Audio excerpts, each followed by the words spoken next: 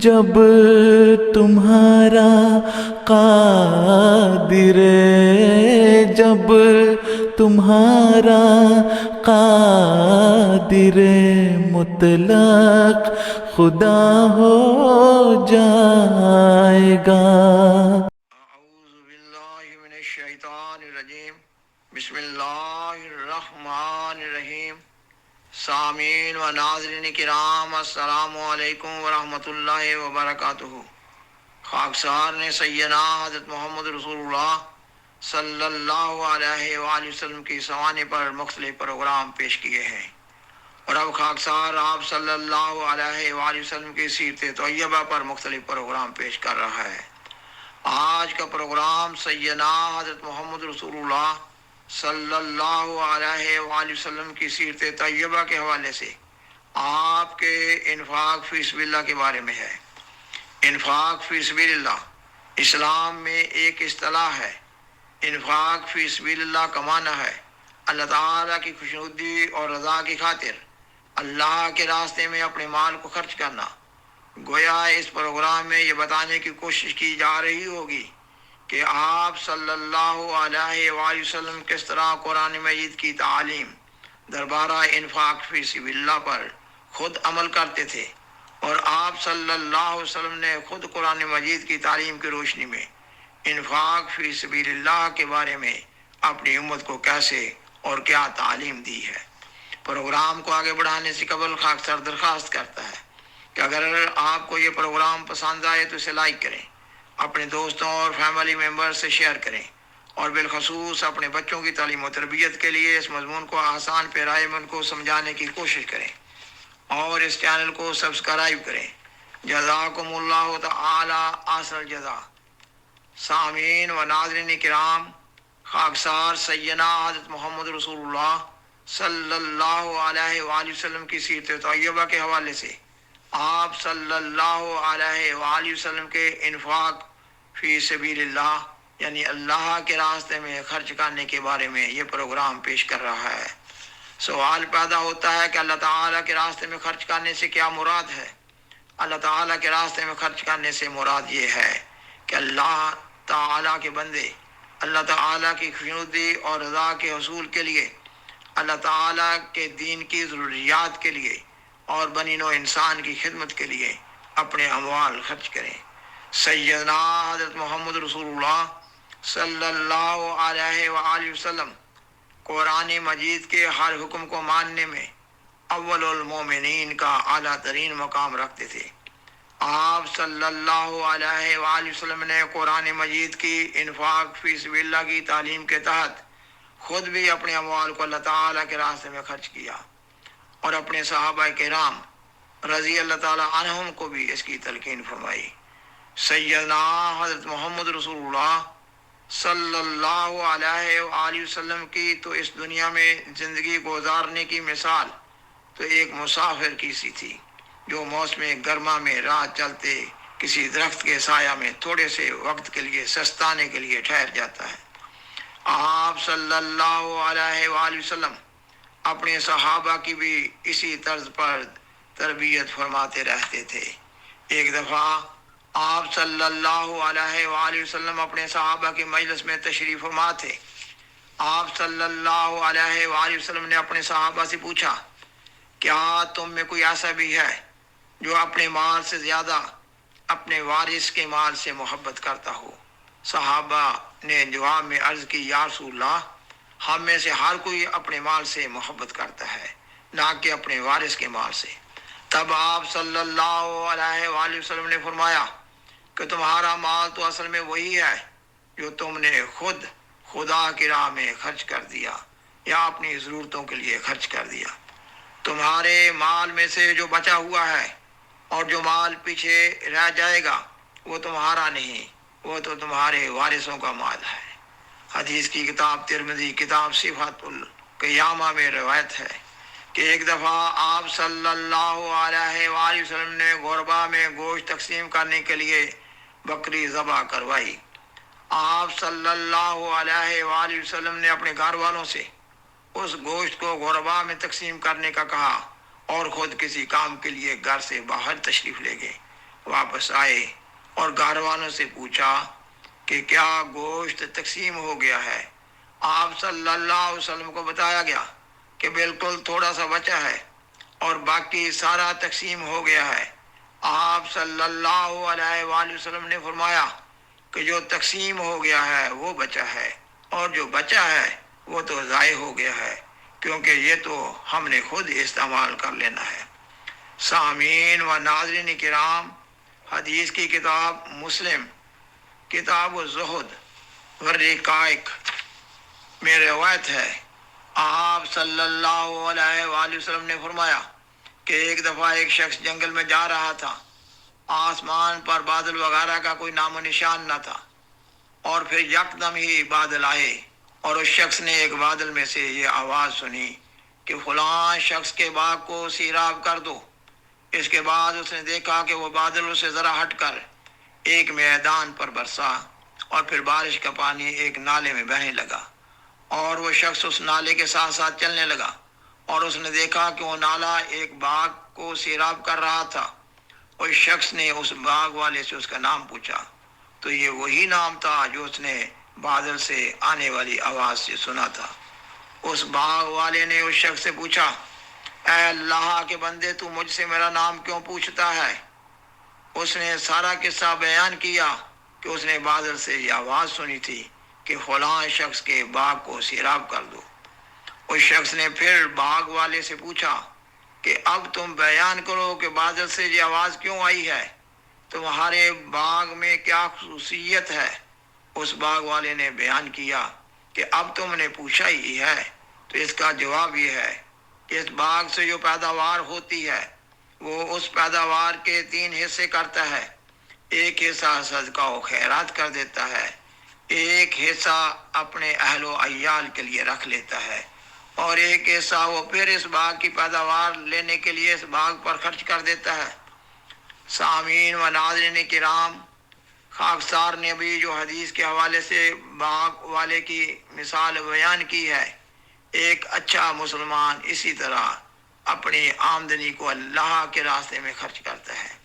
حدیث کی کتاب مسلم کتاب الزکوٰۃ میں روایت ہے یہ کہ بہترین مال وہ ہے جو ایک شخص اپنے اہل و عیال پر خرچ کرے، پھر وہ مال جسے وہ اللہ کی راہ میں اپنی سواری پر خرچ کرے، پھر وہ مال جسے وہ اللہ کی راہ میں اپنے ساتھیوں پر خرچ کرے۔ حدیث کی کتاب صحیح بخاری کتاب النفقات میں روایت ہے یہ کہ آپ صلی اللہ علیہ وآلہ وسلم نے فرمایا، جب ایک مسلمان ثواب کی نیت سے اپنے اہل و عیال پر جو کچھ خرچ کرتا ہے تو وہ بھی صدقہ یعنی اللہ کے راستے میں اپنے اموال کو خرچ کرنا شمار ہوتا ہے۔ یہاں تک کہ اگر وہ اپنے بیوی بچوں کے منہ میں کوئی لقمہ ڈالتا ہے تو وہ بھی اس کے نامہ اعمال میں ایک نیکی کے طور پر درج کر لیا جاتا ہے۔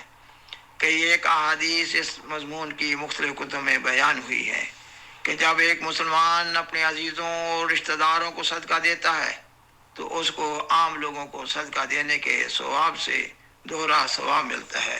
اس کو صدقہ دینے کا ثواب بھی ملتا ہے اور اپنے رشتہ دار کا خیال رکھنے اور اس کا حق ادا کرنے کا ثواب الگ ملتا ہے۔ حدیث کی کتاب صحیح بخاری کی کتاب النفقات میں روایت ہے کہ آپ صلی اللہ علیہ وآلہ وسلم نے اگر کسی کی بیوی مالدار ہے تو اس کو اپنے خامد پر صدقہ کرنے، اور اگر بیٹا مالدار ہے تو اس کو اپنے باپ پر صدقہ کرنے کی تحریک کی ہے۔ آپ صلی اللہ علیہ وآلہ وسلم نے اپنے صحابہ کرام کو بہترین صدقہ کی تعریف بھی سمجھائی۔ حدیث کی کتاب بخاری کتاب النفقات میں روایت ہے، آپ صلی اللہ علیہ وآلہ وسلم نے فرمایا، بہترین صدقہ وہ ہے جو صحت کی حالت میں کیا جائے اور اپنی ضرورتوں کو کاٹ کر دیا جائے، اور اس بات کا اندیشہ ہو یہ کہ صدقہ کرنے سے اس کی بعض ضرورتیں پوری نہ ہوں گی مگر اللہ تعالیٰ سے اجر کی امید پر صدقہ کر دیا جائے، یہ کہ اللہ تعالیٰ ضرور و صدقہ کا اچھا اجر دے گا۔ آپ صلی اللہ علیہ وآلہ وسلم نے اپنے صحابہ کو یہ بھی نصیحت فرمائی کہ صحت کی حالت میں صدقہ کرو، ایسا نہ ہو کہ زندگی کے آخری لمحات آ جائیں اور پھر انسان کہے کہ اتنا مال اس کو دے دینا اور اتنا مال فلاں کو دے دینا، آپ صلی اللہ علیہ وسلم نے فرمایا کہ اب وہ کہے یا نہ کہے، مال تو اب کسی اور کا ہی ہو چکا ہے۔ حدیث کی کتاب صحیح بخاری ہی کی روایت ہے کہ آپ صلی اللہ علیہ وآلہ وسلم نے ایک دفعہ حضرت اسماء رضی اللہ تعالی عنہا کو انفاق فی سبیل اللہ کی نصیحت کرتے ہوئے فرمایا یہ کہ اللہ تعالیٰ کے راستے میں گن گن کر خرچ نہ کیا کرو، وگرنہ اللہ تعالیٰ بھی گن گن کر ہی دے گا۔ اس حدیث کا مطلب یہ ہے کہ ہر انسان کو چاہیے کہ انسان میں جتنی مالی طاقت ہو اتنی طاقت وہ اللہ تعالیٰ کے راستے میں اپنے اموال خرچ کرنے میں صرف کر رہا ہو۔ ایسا انفاق فی سبیل اللہ ہی اچھے نتائج پیدا کرتا ہے، اور یہ ایک حقیقت ہے کہ انفاق فی سبیل اللہ سے حقیقی غرض یہی ہے کہ اللہ تعالیٰ کی محبت میں اضافہ ہوتا چلا جائے۔ اس لیے آپ صلی اللہ علیہ وآلہ وسلم نے یہ تعلیم دی ہے کہ غنا یعنی مالدار ہونا ظاہری دولت کا نام نہیں ہے، اصل عمارت یعنی کسی کا امیر ہونا دل کا غنا ہے۔ آپ صلی اللہ علیہ وآلہ وسلم ذاتی طور پر مال سے بے رغبتی کا اظہار کرتے ہوئے اپنے طبی میں اعلان اور رجحان کے بارے میں فرماتے ہیں، اگر آپ کے پاس احد پہاڑ کے برابر بھی سونا آ جائے تو آپ تیسرا دن چڑھنے سے پہلے اس کو تقسیم کر چکے ہوں گے۔ آپ صلی اللہ علیہ وآلہ وسلم نے اپنے ہاتھوں کو دائیں بائیں کھول کھول کر گھماتے ہوئے دکھایا کہ آپ اس مال کو ایسے ایسے تقسیم کریں گے، اور فرمایا قیامت کے دن ایسے مالدار گھاٹے میں ہوں گے جو اللہ تعالیٰ کے راستے میں دل کھول کر خرچ نہیں کرتے۔